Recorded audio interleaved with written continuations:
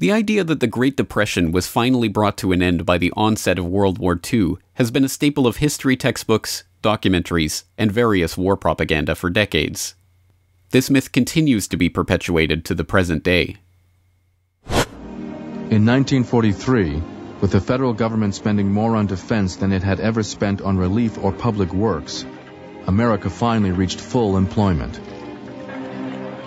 Roosevelt announced that Dr. New Deal had become Dr. Win the War. The Great Depression, which had held 1/3 of a nation in poverty for more than a decade, was over. Roosevelt's New Deal had changed the country, but it was the war that brought prosperity to a generation of Americans. The idea that war is good for the economy is, needless to say, a fallacious argument, which itself is based on incorrect economic data. By definition, military production output is not real wealth.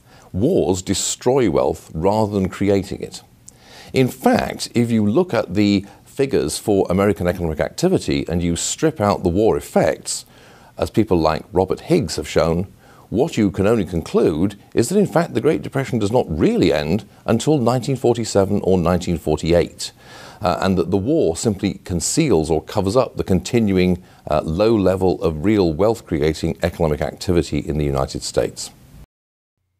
The idea that the economic activity surrounding militarization represents a net economic gain is called the broken window fallacy. This fallacy was named and identified by French economist Frédéric Bastiat in his 1850 essay, That Which Is Seen and That Which Is Not Seen, in which he imagines the case of a shopkeeper whose careless son breaks a pane of glass in his shop window. In Bastiat's example, that which is seen is that the glazier comes, performs the task of fixing the window, and receives 6 francs for his effort. Onlookers to the scene believe that the economy has actually been bolstered by this act of destruction, since 6 francs have been spent into it that otherwise would not have been. But Bastiat notes that what is important is not what is seen, but what is not seen. It is not seen that as our shopkeeper has spent 6 francs upon one thing, he cannot spend them upon another. It is not seen that if he had not had a window to replace, he would, perhaps, have replaced his old shoes, or added another book to his library. In short, he would have employed his 6 francs in some way, which this accident has prevented. Similarly, production for war is the broken window fallacy writ large. Economic gains produced by government spending on munitions and vehicle manufacture and supplying and equipping the troops are not gains at all.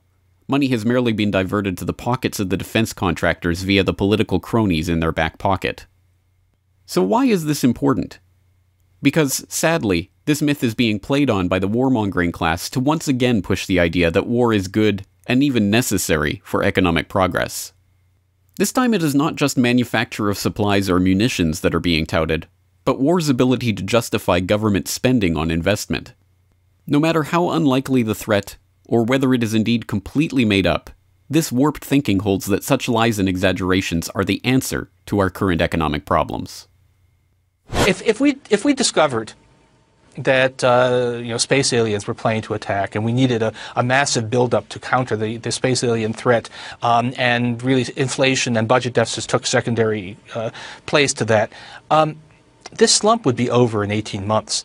And then if we discovered, whoops, we made a mistake, there aren't actually any space aliens. So we need Orson Welles, is what you're saying. No, there was a Twilight Zone episode like this in which scientists fake an alien threat in order to achieve world peace. Well, this time we don't need it. We need it in order to get some fiscal stimulus. Sadly, it is not just intellectual deficients like Paul Krugman making this case. In a new op-ed in the New York Times, Tyler Cowen of George Mason University argues that technological advances from nuclear research to rocketry to internet and robotics have all been spurred by defense spending, and thus war, or threats of war, are necessary to continue the advance of civilization. Why these technologies are ends in themselves, or more valuable than the tens of millions of lives lost in the previous Great Wars, is a question left, predictably, unexamined. Perhaps more to the point, Cowen never addresses why such advances could not take place in the absence of war, or without the motivation of advancing the methods of killing as their impetus.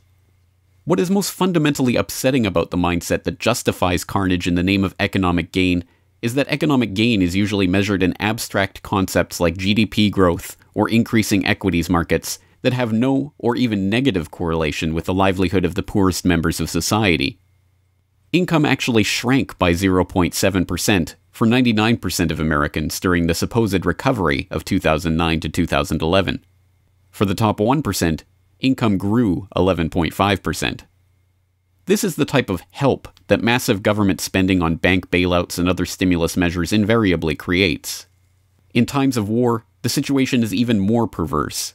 Money is created as debt owed to the banks, backed up by the average working taxpayer, to pay politically connected defense contractors to create bombs to kill poor brown people on the other side of the planet. This is called economic progress. Taken to its logical conclusion, there is only one more effective way of solving the problem of poverty. So, Minister, we've run every viable model through the computer, and it looks like there just are no easy solutions to this recession. Yeah, raising VAT, cutting VAT, raising interest rates. Raising interest rates and VAT, lowering income tax and raising VAT. None of it seems to really help. Have you tried kill all the poor? Sir, with respect, we've had this conversation before. I'm just saying, have you tried it? No, of course we haven't tried it. We're not going to try it. I'm not saying do it. I'm just saying run it through the computer, see if it would work. Whether it would work is not the issue. So you think it might work? That's pretty right-wing. No, I don't think it'll work. I think it might. It wouldn't.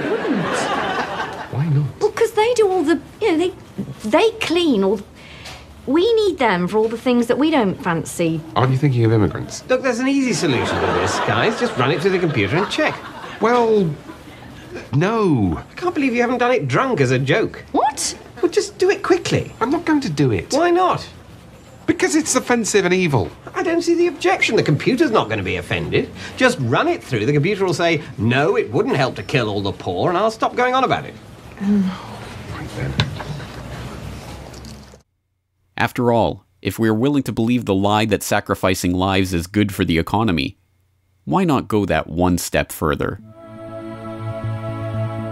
This video is brought to you by the subscribers of BoilingFrogsPost.com. For more information on this and other topics, please go to BoilingFrogsPost.com. For more information and commentary from James Corbett, please go to CorbettReport.com.